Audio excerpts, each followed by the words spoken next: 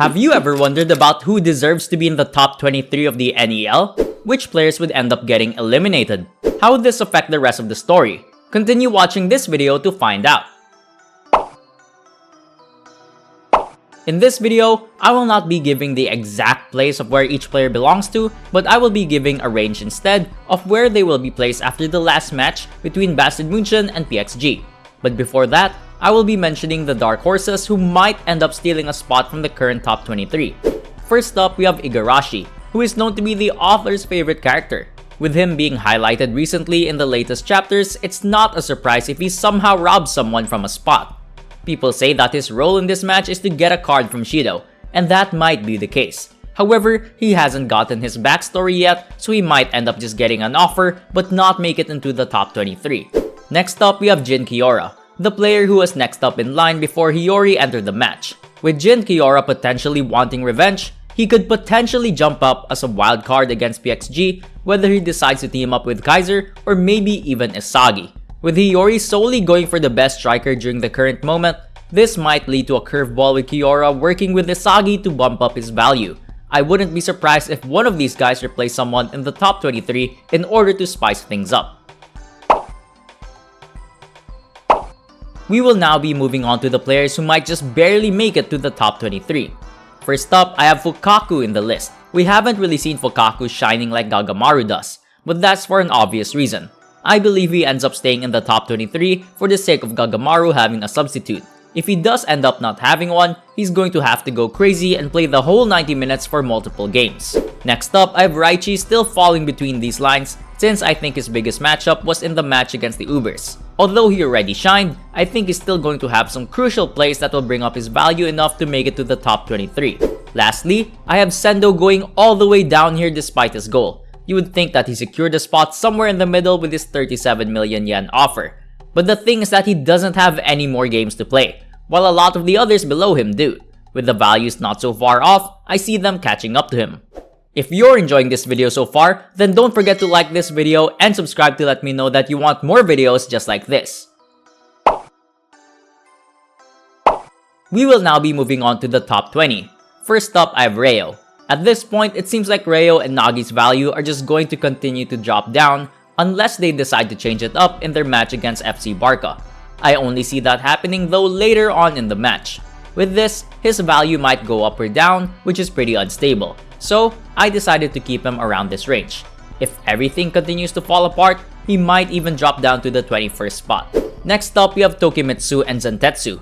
They are pretty close to each other as they are currently tied at the 20th spot. With the match of the century coming, I see them raising their values towards this range. Their offers have significantly improved from the last game as they both went up by around 13 and 15 million yen. The next player I have is Nico, who currently has a bid of 40 million yen. Because of him not having another game, I see him staying at around this range by the end of the NEL. Lastly, I have Yukimiya around this range. I see him being at around 16 to 17 at the least, but he does have the potential to be within the 11 to 15 range. It's just that there are a lot more players who are going to show a lot of impact and increase their value. Yukimiya's current offer is at 36 million. Since his offer raised by 7 million yen after the match against the Ubers, at this point I see him raising up to 45 million yen at the very max.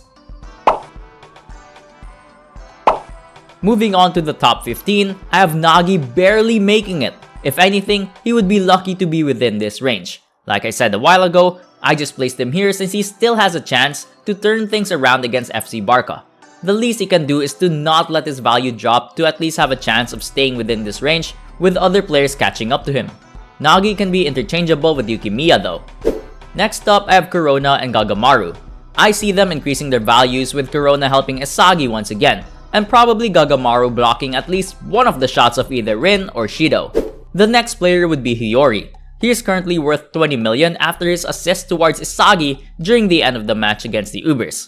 With him barely having any playing time during that game, I see his value skyrocketing in this match, potentially even reaching the top 10, but for now, I'll place him high within this range.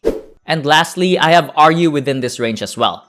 Ryu is currently worth 45 million yen and sits at the 9th spot, but since he doesn't have any games left to play, he could still be replaced by other players such as Karasu. Moving on to the top 10, I have Otoya. He is currently worth 42 million yen and is ranked at the 10th spot. If FC Barca actually do end up overcoming Manshine City, then his value would probably increase to almost 50 million or more depending if he ends up scoring in that game. And again, this spot can be interchangeable with Hiyori. He just has a lot of potential but would have to go crazy to take this spot. Next up, I have Karasu sneaking into the top 10. With a match against Hiyori, I see him having some impactful plays that could give him a boost. He is currently only 7 million yen away from taking the 10th spot, but he would have a higher chance if he could increase by at least 10 million to tie up with Ryu. These next ones would pretty much be the same players in the top 8. With Kunigami matching up against Shido, this would be a pretty good time for him to get his revenge, especially since he didn't do too well in his last match. However, I still see a scenario wherein the author throws a curveball and lets him fail in order to revert back towards his hero persona. I see his value increasing either way. Next up, I have Chigiri. With him up against FC Barca, I believe he will do well enough to stay within the top 10, especially since the downfall is mainly centered around both Nagi and Reo. If they continue to perform that way, I have Chigiri taking over. Lastly, I have the final wall in Aiku. He is currently worth 60 million yen and sits at the 6th spot, and he could potentially be replaced by either Chigiri or even Kunigami by the end of the NEL. With him having no more games to play, I can't have him any higher. Lastly, we have the top 5 of the NEL. It seems like it's almost confirmed that Bachra will end up taking the 5th spot. With him being worth 79 million yen and having one more game to play, he might even break 100 million and secure his spot in the top 5. Now, with the 3rd and 4th spot, Baro being a 3rd is still not a sure lock. Shido would typically have to score at least 2 goals in this last game in order to surpass Baro's value, which I doubt will happen. Before the match against FC Barca, he was valued at 25 million yen. It took 2 goals from him to increase by 75 million. However, with both undefeated teams going up against each other, each goal may be valued way higher and allow him to overtake Baro. Lastly, we have the 1st and 2nd spot. There are 3 scenarios that I think will happen. First is that Isagi ends up taking the win but still falls short in the auction. The second is that Rin ends up taking the win but falls to Isagi in the NEL ranking. And the last scenario is that Isagi ends up both beating Rin in the game and in the ranking.